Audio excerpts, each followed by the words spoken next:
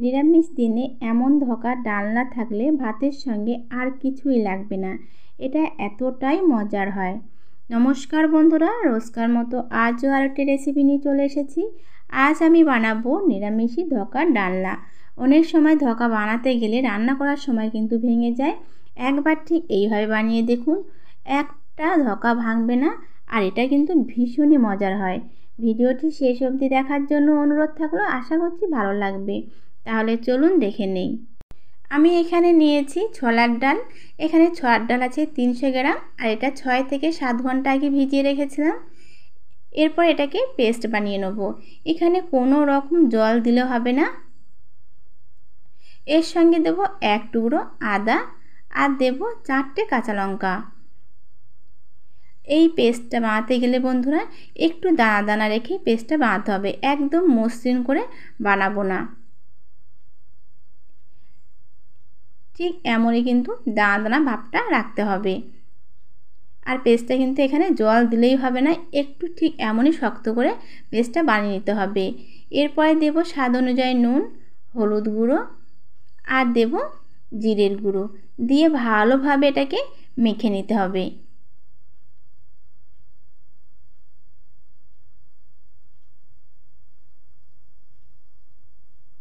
এটা আমার ভালোভাবে মাখানো হয়ে গেছে। এখানে নিয়েছি একটা থালা, আর থালাটায় কিন্তু আগের থেকে আমি সাদা তেলটা ভালোভাবে ব্রাশ করে নিয়েছি। এরপরে এখানে মটর ডালের পেস্টটা দিয়ে দেবো, দিয়ে ভালোভাবে এটাকে সমান করে নিতে হবে। নিরামিষ দিনে বন্ধুরা এই রান্নাটা কিন্তু অসম্ভব সুন্দর হয়। ভাত বা রুটির সঙ্গে খেতে ভীষণই ভালো লাগে। এটা ভালোভাবে সমান করে নিয়েছি। আমি এখানে কড়াইতে আগের থেকে জল বসিয়ে রেখেছিলাম, আর জলটা কিন্তু ভালোভাবে গরম করে নিয়েছি। এরপর একটা স্ট্যান্ডের উপরে থালাটা বসিয়ে দেবো, দিয়ে একটা ঢাকনা দিয়ে রাখবো 10 মিনিটের জন্য। 10 মিনিট পর আপনাদেরকে দেখাচ্ছি। এটা কিন্তু ভালোভাবে হয়ে গেছে। আর হাত দিয়ে দেখাচ্ছি, হাতে কিন্তু জোরেও যাচ্ছে না। ঠান্ডা হওয়ার পর দেখুন থালা থেকে কিন্তু একদমই ছেড়ে দিয়েছে।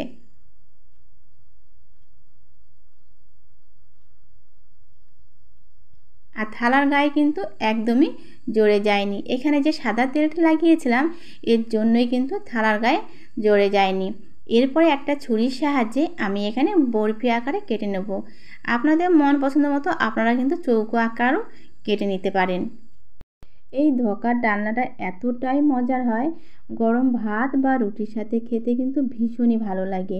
আর বাড়িতে থাকা মাত্র 1 বাটি ডাল দিয়ে কিন্তু এই রান্নাটা করা যায়, আর বিশেষ কিছু উপকরণ লাগে না।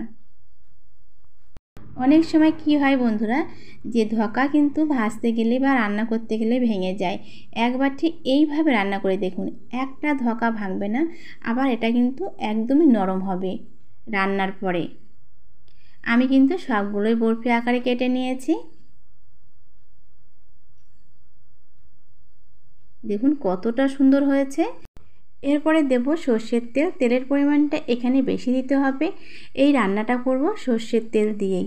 আর তেলটা প্রথমে ভালোভাবে গরম করে নিতে হবে। এখানে তেলটা গরম করা হয়ে গেছে। এরপরে একটা একটা করে তেলের উপরে দিয়ে ভেজে নেব। এগুলোকে ভাজতে খুব বেশি সময় নেয় না, জাস্ট একবার উল্টিয়ে পাল্টে নিলেই কিন্তু হয়ে যাবে। মিডিয়াম আঁচে রেখে এগুলোকে আমি ভেজে নেব। এক পিঠ হয়ে গেছে, আমি এরপর উল্টিয়ে নেব। খুব কম সময়ের মধ্যে কিন্তু এই ধোঁকাগুলো ভাজা হয়ে যাবে।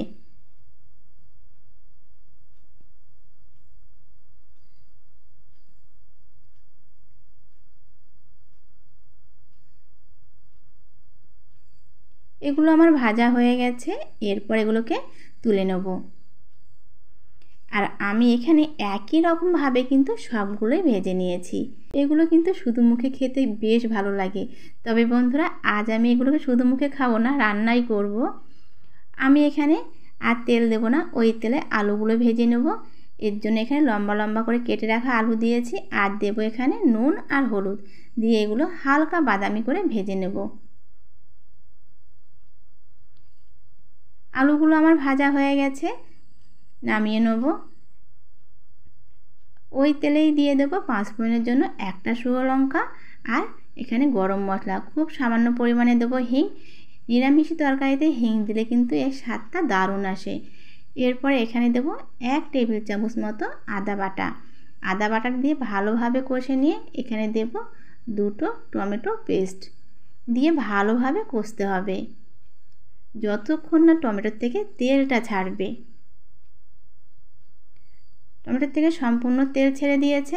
এরপরে এখানে দেব গুঁড়ো মশলা, কালারের জন্য দেব হলুদ গুঁড়ো, কাশ্মীরি লঙ্কার গুঁড়ো, জিরের গুঁড়ো আর দেব ধনিয়া পাউডার দিয়ে ভালোভাবে কষে নিতে হবে।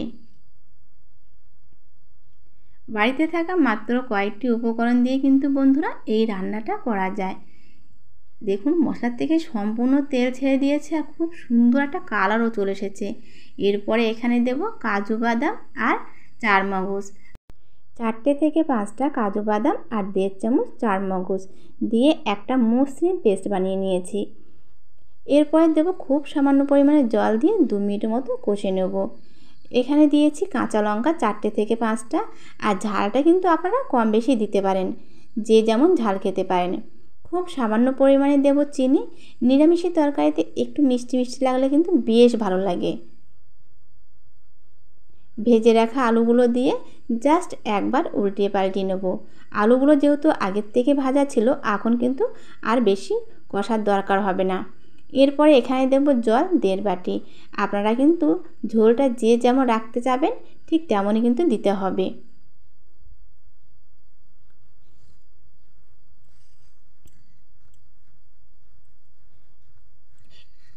এখানে দিয়েছি স্বাদ অনুযায়ী নুন। আলুটা ভাজার সময় কিন্তু নুন দেওয়া ছিল, সেটা মাথায় রেখে কিন্তু নুনটা দিতে হবে। এখানে কিন্তু ঝোলটা সম্পূর্ণ ফুটে গেছে আর অনেকটা ঝোলটা কমেও গেছে। এরপরে দেব ভেজে রাখা কোপ্তাগুলো দিয়ে খুব বেশি নাড়াচাড়া করব না, হালকা হাতে নাড়াচাড়া করে এখানে দেব গরম মশলার গুঁড়ো আর দেব ঘি দিয়ে আবারও একটু হালকা হাতে নেড়ে চেড়ে 3 মিনিটের জন্য ঢাকনা দিয়ে রাখবো একদম কম আঁচে। আপনারাও ঠিক একবার এইভাবে বানিয়ে দেখুন বন্ধুরা। যেসব বন্ধুরা এখনও আমার চ্যানেলটাকে সাবস্ক্রাইব করেনি, প্লিজ বন্ধুরা আমার চ্যানেলটাকে সাবস্ক্রাইব করার জন্য অনুরোধ রইল, যাতে আরও নিত্য নতুন রেসিপি সবার আগে আপনাদের কাছে পৌঁছতে পারে। ভালো লাগলে একটা লাইক দিয়ে পাশে থাকবেন। 3 মিনিট পর ঢাকনাটা খুলে নিয়েছি। আমার কিন্তু একদমই কমপ্লিট হয়ে গেছে ধোকার ডালনা। গরম গরম ভাতের সাথে খেতে জাস্ট জমে যাবে। আর দেখো বন্ধুরা, বুঝতে পারছেন একটাও ধোকা কিন্তু ভেঙে যায়নি। আজকের এই ধোকার ডালনাটা সত্যিই বন্ধুরা খুব সুন্দর হয়েছে। যে কোনো নিরামিষ বারে আপনারাও ঠিক একবার এইভাবে বানিয়ে দেখতে পারেন। আর এই ধোকাগুলো ভীষণই কিন্তু হাত দিলেই গলে যাচ্ছে, এতটাই নরম হয়েছে। আজকের রেসিপি কেমন হয়েছে অবশ্যই কমেন্ট করে জানাবেন। তাহলে বন্ধুরা সবাইকে আজকের মতো নমস্কার। সবাই ভালো থাকবেন, সুস্থ থাকবেন। আবারও একটি রেসিপি নিয়ে চলে আসবো আর একদিনে।